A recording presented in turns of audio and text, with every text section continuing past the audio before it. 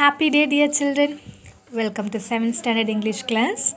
Today we continue the lesson Getting Ready for Adventure. Page number 120. Last paragraph. Alas, alas, he groaned.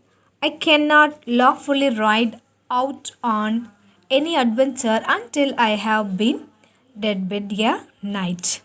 He arose and beckoned to the innkeeper to follow him to the barn. I have something to say to you, he whispered. Then, falling at the innkeeper's feet, he cried, Sir, I shall never rise from this place till you have promised to grant the boon which I am about to beg for of you. The innkeeper did not know what to do. He tried to raise the poor man up, but he could not. At last he said, I promise. Name the boon which you wish, and I will give it to you. Ho, noble sir, answered Don Quixote, I knew you would not refuse me. Allow me to watch my armor in the chapel of your castle tonight and then in the morning. And what shall I do in the morning? Asked the innkeeper. Kind sir, he answered, do this, bestow on me the honor of knighthood. For I long to ride through every corner of the earth in quest of adventures. And thus I cannot do until after I have been bedded a night. The innkeeper smiled. Certainly, certainly, he said. Arise, and I will do all that you ask of me. Now lead me to your chapel. I will watch my armor there, said Don Quixote.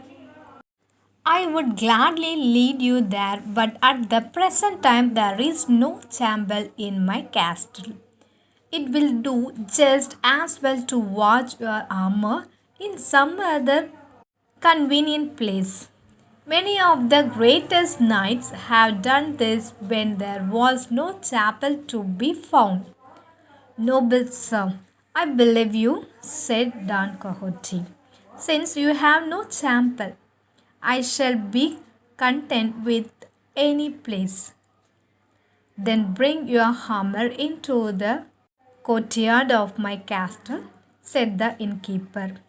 Guard it bravely until morning, and at sunrise I will that you a knight. But stop, cried the innkeeper. Have you any money? Not a penny, was the answer. I had never read of any knight carrying money with him. Oh, well, you are mistaken there, said the innkeeper. The books you have read may not say anything but it. That is because the authors never thought it worthwhile to write about such common things as money and clean shirts. It does look reasonable, agreed Don Quixote, but I never thought of it. Then let me advise you as a father advises his son, said the innkeeper. As soon as you have been made a knight, ride homeward and proved yourself with these necessary articles. I will obey you, most noble sir, answered Don Quixote. He cried his armor to the barnyard and led it in a horse row by the well. Then he began to pace to and fro. He held his head high like a soldier on duty, and the old patched helmet falling down over his face gave him a fearful appearance. During the night, one of the guests, a mule driver, tried to get water from the trough for one of his mules. In some doing, He moved Don Quixote's harness, which often Don Quixote, who then knocked him out with blow to the head. But just then several of guest friends came running into the barnyard. When Don Quixote saw them coming, he braced himself with his shield and drew his sword. But he stood bravely at his post. Flying on, he cried, I dare you to come within my reach. Let him alone, cried the innkeeper. He is harmless fellow who wishes to become a knight. He has lost his sense through too much reading. Come away and leave him in place. The innkeeper spoke gently to Don Quixote. Brave sir, you have guarded your armor with courage. You have shown yourself worthy of knighthood, and I will give you that honor without further delay. Nothing can please me better, answered Don Quixote. The innkeeper thereupon called to his guest and servant to come and see the ceremony. A book was brought to him in which he kept its accounts of hay and stream. Don Quixote stood with closed eyes beside his armor. The innkeeper pretended to read a chapter from the book.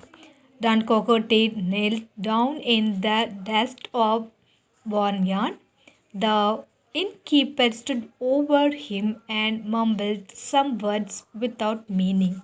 He gave Don Quixote a blow on the neck with his head and slapped him on the back with the flat of his sword.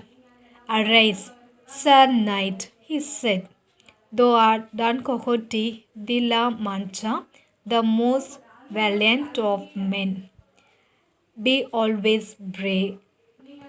Don Quixote arose, feeling that he was now in trust a knight and ready to do brave deeds. Okay, children, I hope you understood this lesson. Thank you, children.